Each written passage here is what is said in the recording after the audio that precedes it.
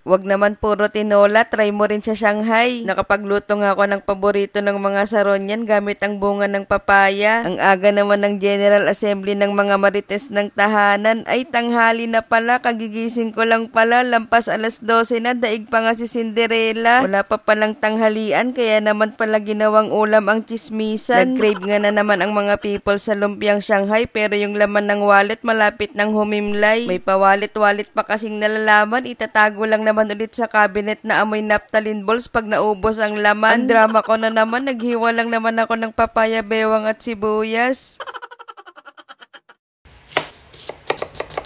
Masyado namang iyakin yan, pero wala nang mas nakakaiyak sa mapurol mong itak. Wala na bang mas mapurol pa dito? Na-stress na nga ako sa itak, pero mas nakakatakot pala yung ayos sumindi ng kalan lang yan. Nalobot pa nga yata yung M-gas. Ni-nervous breakdown pa nga ako. Bala ko sana gawin na lang atsara yung papaya. Sa tagal magsindi ng kalan, nanganak na ako. Yung Shanghai, di pa rin naluluto. Paano ka makaluto kung ganito pamangkin mo? Ang dami namang challenging today. Di ako makapagluto at makapag-video ng maayos. Na-tiyempo pa ngang naglalambing si Samsam, di panindigan natin yan. Hinila ko na nga lang din si lactating mama para makakilos na, tapos pagkatapos neto, papesto na kami sa mga stoplight para magbenta naman ng sampagita sa kanto. Buti na lang nagpababa na yung atab, kaya ginisa ko na yung bewang at sibuyas kasama ng gumiling na baboy. I-fixer lang hanggang mahalo, tapos binuhas ko na rin yung kalad-karing papaya. Naglagay lang ako ng konting gumiling na baboy para pampalasa. Natutunan ko nga pala tong recipe na to sa pinsan kong si Princess. Pwede pala to, no? Dahil mas mura ang papaya kaysa baboy, pero yung lasa sasabihin ko na lang mamaya. Luto na to, kaya papalamigin ko na at gigil na magbalot si Ninang Thea. Grabe, panalo sa palaman, hindi tinipid pero muntik na maging turon. Pag ganito kakapal ang palaman ng ihahain mo sa handaan, sigurado paldong-paldo yung magsasharon. Sinilang ko na nga yung mga turon, mga lumpia sa brand nyo na mantika. Bukod pala sa lumpia, niluto ko na rin yung sagot gulaman para pang good night cravings naming mangga tapioca mamaya with the siblings. Sinabay ko lang naman pero di ko pa gagawin. And for the exaggerated part, taste testeron time!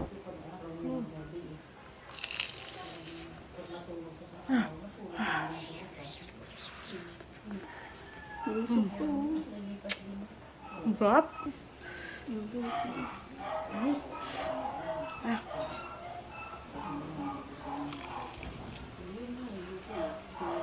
Nagsibuyas eh.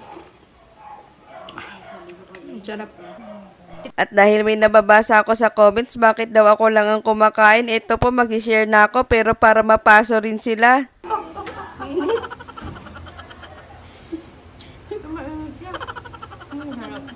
Ha? Masarap. Kangke. Ano lang yan, halagang wala pa nga 100 eh. Wala pa. Ano mo? Tapos kalabasa sa ano naman. Palabasa, no? Next.